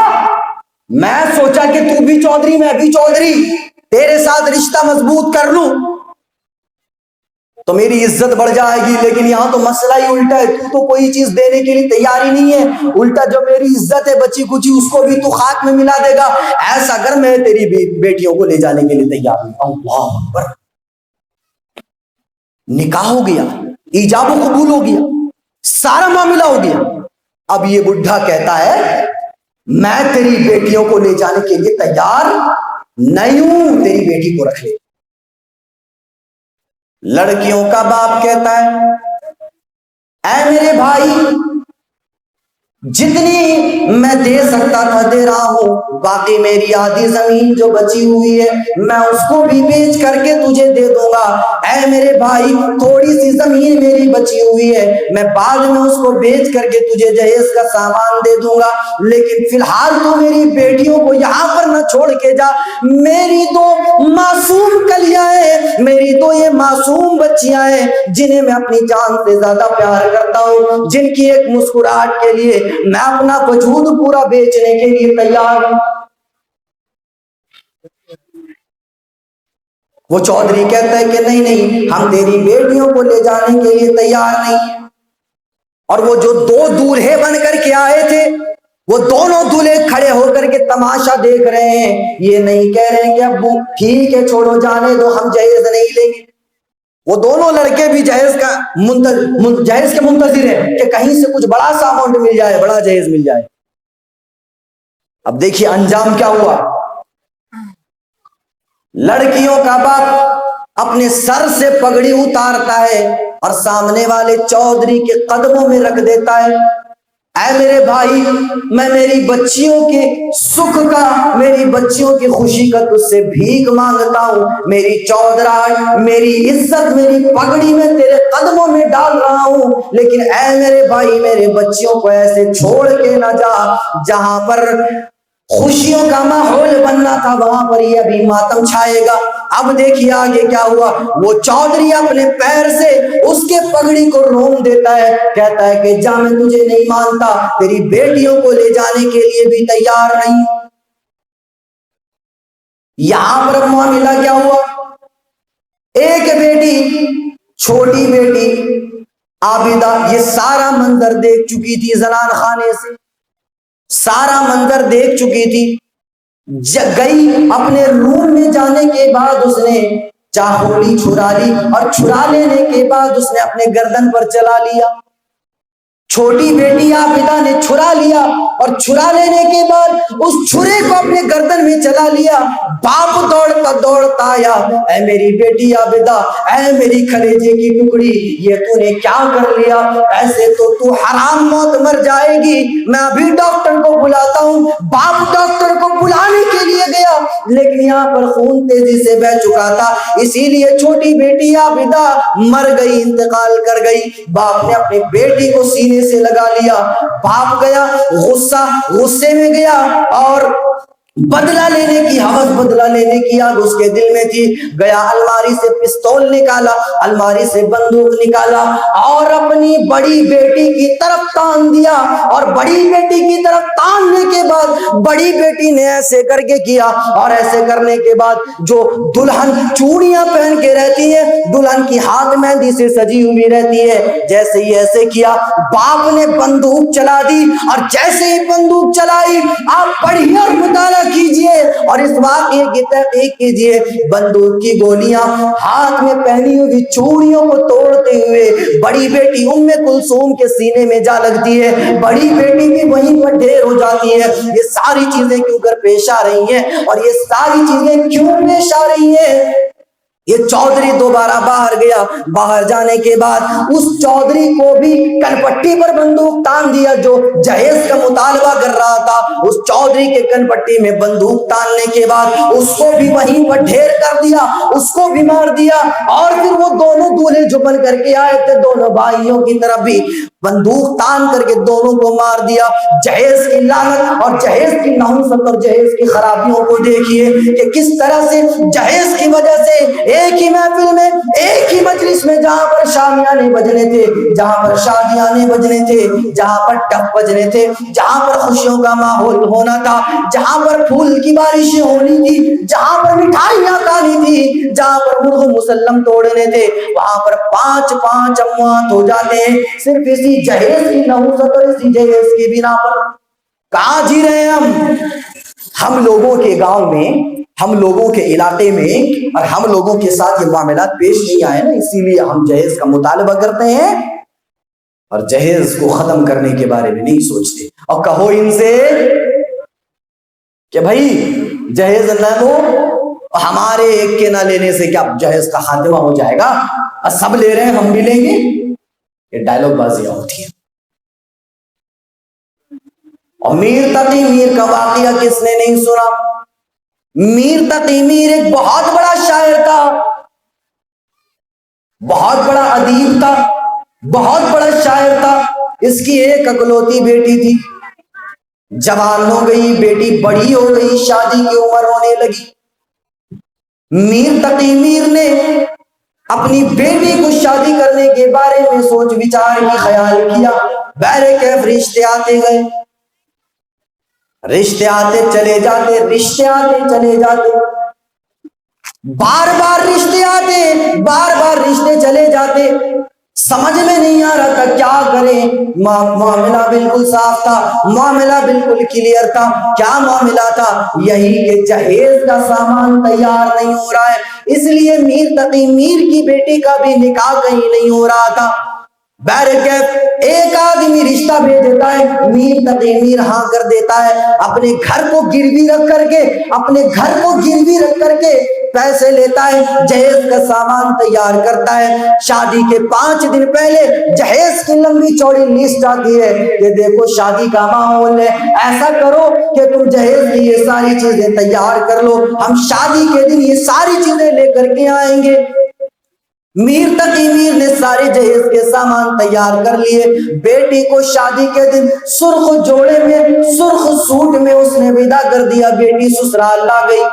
اور سسرال لانے کے بعد کسی نے بیٹی کے کان میں یہ خبر کر دی کہ او میر تقی میر کی بیٹی، تیرے باپ نے اپنا گھر بیچ دیا تیرے گھر کو بسانے کے لیے، اس نے اپنا گھر بیچ دیا تیرے گھر کو بسانے کے لیے۔ میر تقی میر کی بیٹی پریشان ہو گئی، میر تقی میر کی بیٹی ششدر و حیران رہ گئی، اس کو سخت صدمہ لگتا ہے، سخت اٹیک پڑتا ہے۔ اس رات اٹیک پڑتا ہے جس رات کا ہر لڑکا لڑکی کو بے صبری سے انتظار رہتا ہے، ہر لڑکے کو بھی انتظار رہتا ہے اور ہر لڑکی کو بھی انتظار رہتا ہے۔ اس رات اس لڑکی کو اٹیک پڑتا ہے، اس رات اس لڑکی کو صدمہ پہنچتا ہے، اور اسی رات وہ وہیں پر انتقال کر جاتی ہے، بستر زفاف میں انتقال کر جاتی ہے، مر جاتی ہے۔ صبح فجر کی اذان سے پہلے پہلے میر تقی میر کے کانوں میں آواز گئی، او میر تیری بیٹی کا انتقال ہو چکا ہے، تیری بیٹی مر چکی ہے، تیری بیٹی زندہ نہیں ہے۔ میر تقی میر کسی طرح سے اپنے گھر سے سسرال لایا، اپنی بیٹی کے سسرال لایا، آ کے کیا دیکھتا ہے، ہائے ہائے جہیز لینے والوں سنو کیا انجام ہوا، اس باپ پر کیا گزر رہی ہوگی جس باپ نے اپنی آنکھوں سے یہ منظر دیکھے ہوں گے، اس باپ کے کلیجے کا کیا عالم ہوا ہوگا جس باپ نے اپنی آنکھوں سے اپنی نوجوان بیٹی کا جنازہ اٹھتے دیکھا ہوا ہوگا۔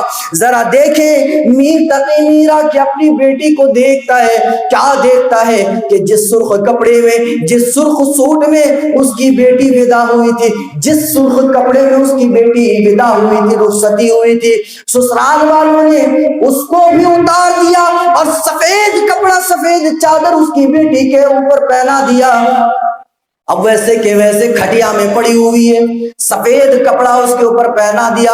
میر تقی میر نے اپنی بیٹی کے چہرے سے وہ سفید کپڑا ہٹایا، اپنی بیٹی کے پیشانی کا بوسہ لیا، اور پیشانی کا بوسہ لینے کے بعد اس نے اپنی زندگی کا آخری شعر کہا، اور آخری شعر اس نے کیا کہا؟ اب آیا خیال آرام جا اس نامرادی میں، اب آیا خیال آرام جا اس نامرادی میں، کفن دینا تجھے بھولے تھے ہم اسباب شادی میں۔ او میری بیٹی، ساری چیزیں تو میں نے تجھے جہیز میں دے دیا، لیکن یہی واحد کپڑا تھا، کفن کا کپڑا، جو میں نے تجھے جہیز میں نہیں دیا، جو تیرے سسرال والوں نے دیا۔ یہ کس چیز کی نحوست ہے اور کس چیز کی خرابی ہے؟ جی تمام باتوں سے کیا معلوم ہوا؟ ان تمام باتوں سے یہ معلوم ہوا کہ ہم اپنی شادیوں میں اس چیز کو ختم کریں، سنت رسول صلی اللہ علیہ وسلم کے مطابق اپنی شادی کو گزارنے کی کوشش کریں۔ اب دیکھیے، نبوت، رسالت اور شریعت کو ہم نے نہیں سمجھا اتنے اچھے طریقے سے جتنا کہ ہمارے ہندو بھائیوں کی کتابوں کے اندر بہت ہی بہترین طریقے سے اس کی وضاحت موجود ہے۔ یہاں پر ہمارے شادی، ہمارے معاملات، ہماری زندگیاں، ہمارے عادات و اطوار، ہمارے اخلاق رسول کی زندگی سے الگ ہے، رسول کی زندگی سے ہٹ کر ہے۔ ہم نے جانا، ہم نے کبھی سمجھا کہ ہماری زندگی میں یا ہمارے اوپر رسول اللہ صلی اللہ علیہ وسلم کو بھیجا کیوں گیا؟ ہم نے کبھی اس چیز کے اوپر غور و فکر کیا؟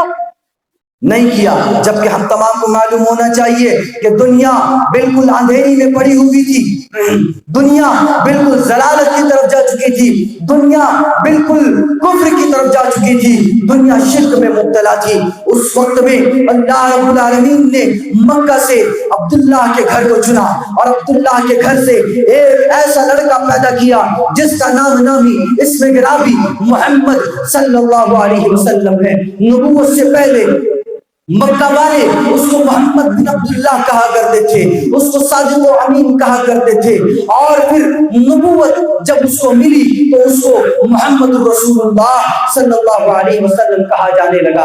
مکہ کے اندر پوری دنیا کے اندر کفر کا بول بالا تھا، اور اسی چیز کو ویدوں کے اندر بیان کیا گیا۔ اگیان ہیتو گرت محمد اندھکار وناشم ودھایا ویتدودیت ویویکا، اگیانیوں کے درمیان، جاہلوں کے درمیان، ان پڑھوں کے درمیان محمد نام کا ایک آدمی آئے گا۔ اگیان ہیتو گرت محمد، موہ کا معنی ہوا لالچ اور مد کا معنی ہوا شراب، کہ وہ ایسے زمانے میں آئے گا جو لالچ اور شراب کا زمانہ ہوگا۔ یقیناً زمانے جاہلیت کا جو زمانہ تھا اس میں جوا کھیلا جاتا تھا، اور اتنی تیزی کے ساتھ جوا کھیلا جاتا تھا کہ لوگ لالچ میں آ جایا کرتے تھے۔ شراب کا اس طرح سے بول بالا تھا کہ شراب لوگ اتنا زیادہ پیا کرتے تھے کہ جب گھر میں بچہ پیدا ہوتا تھا تو اس کے منہ میں میٹھی چیز دینے کے بجائے شراب کے قطرے ڈالا جاتا تھا، شراب کے قطرے ڈالے جاتے تھے، شراب کے گڈی میں شامل تھی۔ محمد اندھکار وناشم، وہ محمد ہوگا، یا موہ کا ایک معنی موہ یعنی لالچ اور مد کا معنی ہوا شراب۔ موہ یعنی لالچ اور مد یعنی شراب، لالچ اور شراب کے زمانے میں وہ محمد آئے گا۔ اندھکار وناشم، وہ محمد ایسا ہوگا جو اندھیرے کو ناش کرے گا، جو ضلالت کو مٹائے گا، جو کفر کا خاتمہ کرے گا۔ اندھکار وناشم ودھایا ویتدودیت ویویکا، اگر جنت جانا چاہتے ہو تو محمد کے راستے کو اپنا لو۔ ویدوں کے اندر یہ بیان کیا گیا، اور بھگوت گیتا کے اندر موجود ہے، شریمد بھگوت گیتا کے اندر موجود ہے، یدا یدا ہی دھرمسیا گلانربھوتی بھارت ابھیتتھانم دھرمسیا تدا تمانتریجامیا، جب دنیا کے اندر اللہ کی نافرمانیاں ہونے لگتی ہے، جب دھرم کے اندر ادھرمیاں پیدا ہو جاتے ہیں، دھرم کے اندر بگاڑ پیدا ہوتا ہے، دھرم کے اندر پریورتن ہونے لگتا ہے، دھرم کے اندر چینجنگ ہونے لگتا ہے، دھرم کے اندر تبدیلیاں ہونے لگتی ہیں، यदा यदाई धर्मस्य ग्लानिर्भवति भारत अभ्युत्थानमधर्मस्य तदात्मानं सृजाम्यहम्। उस वक्त ईश्वर उन्हीं में से, इंसानों में से एक दूत को भेजता है, एक रसूल को भेजता है, एक ऋषि को भेजता है, एक मुनि को भेजता है, एक संदेश का भेजता है, एक रसूल भेजता है, एक मैसेंजर भेजता है। और वो अंतिम दूत आने के बाद, वो रसूल, वो मुनि आने के बाद लोगों को धर्म का मतलब समझाता है, धर्म का अर्थ समझाता है, मजहब और रिलीजियंस का मीनिंग समझाता है। लोगों के दरमियान रसूल को भेजा इसलिए गया ताकि वो ज़लालत से गुम जाए। लोगों के दरमियान रसूलों को इसलिए भेजा गया ताकि वो कुफ्र से फिर जाए, ताकि वो शिर्क से फिर जाए, एक अल्लाह की इबादत करने लगे। तमाम बातें मौजूद हैं। ये मुसलमान आज जो ज़वाल पजीर हैं और मुसलमान जो आज तनज़्ज़ुली का शिकार क्यों है? जिस चीज से निकाला गया, जिस चीज से निकाला गया, कुफ्र और ज़लालत से 1400 साल पहले नबी कायनात ने निकाला था, और उससे निकलने के बाद फिर आज उसी तरफ जा रहे हैं। परेशान नहीं होंगे? ठीक है। तो मुसलमानों के ज़बोहाली, मुसलमानों की परेशानी, मुसलमानों की तनज़्ज़ुली और मुसलमानों के इन तमाम ज़िल्लत और रुस्वाई के वजूहात अगर हैं तो यही है कि तौहीद के अंदर हमने बिगाड़ पैदा किया, इत्तिबाए रसूल की हमने मुखालिफत की, रसूल को हमने आखिरी नमूना और मॉडल नहीं माना, हमने अपने तरीके से कुरान और हदीस का मतलब समझा, कुरान से हमने दूरी इख्तियार कर ली, शरीयत को हमने अपने तरीके से समझा। और हमारे जिंदगी के जो मामलात होते हैं जिनके बारे में नबी कायनात सल्लल्लाहु अलैहि वसल्लम ने कहा कि लोगों देखो, ये मामला करना आसानी के साथ करना, ये मामला करना शरीयत के मुताबिक करना, ये मामला करना इस्लाम के मुताबिक करना, ये मामला करना कुरान के मुताबिक करना, ये तरीका अपनाना हदीस के मुताबिक अपनाना, ये सारी चीजें बयान कर देने के बाद हमने रसूल के इताअत इत्तिबा की मुखालिफत की, उनके फरामीन की मुखालिफत की। यही वजह है कि मुसलमान आज परेशान है। अगर चाहते हैं कि वही बुलंदी हासिल हो जाए, अगर चाहते हैं कि वही हुकूमत हासिल हो जाए, अगर चाहते हैं कि वही हुक्मरानी हासिल हो जाए, तो जरूरत इस बात की है कि इन तमाम चीजों पर नजरसानी की जाए, इन तमाम चीजों के अंदर इस्लाह पैदा किया जाए। मेरे प्यारे साथियों, आप लोगों को मालूम होना चाहिए कि जब हजरत उमर किसी कौम पर हमला बोलते, किसी कौम पर हमला करते या जंग के मैदान में आमना सामना किसी दूसरे कौम वालों से होता था, दूसरी कौम वालों को मालूम होता था कि सामने सिपह सालार उमर है, सामने सिपह सालार हुक्मरान और सल्तनत को संभालने वाला उमर है, वहीं से मुड़ जाया करते थे, वहीं से भाग जाया करते थे। उमर का नाम सुनते ही शैतान डर जाए, उमर का नाम सुनते ही फौजें कांप जाए, उमर का नाम सुनते ही कुफ्र की आलम कुफ्र में एक जलजला बर्पा हो जाए। चाहते हैं कि मुसलमान का नाम आते ही आलम कुफ्र के अंदर जलजला बर्पा हो जाए, चाहते हैं कि मुसलमानों का नाम आते ही आलम कुफ्र के अंदर एक क़यामत बर्पा हो जाए। जरूरत इस बात की है कि इन तमाम चीजों के अंदर सुधार पैदा किया जाए, इन तमाम चीजों के अंदर इस्लाह पैदा किया जाए। दुआ करें अल्लाह ताला से, परवरदिगार आलम कहीं भी बातों को अच्छी तरह समझने, उन बातों पर गौर और तदब्बुर करने और अमल करने की खूब खूब तौफीक अता फरमा। परवरदिगार आलम हम तमाम को सीरत तय्यबा के मुताबिक अमल करने की और सीरत तय्यबा के मुताबिक जिंदगी को गुजारने की तौफीक अता फरमा। आमीन।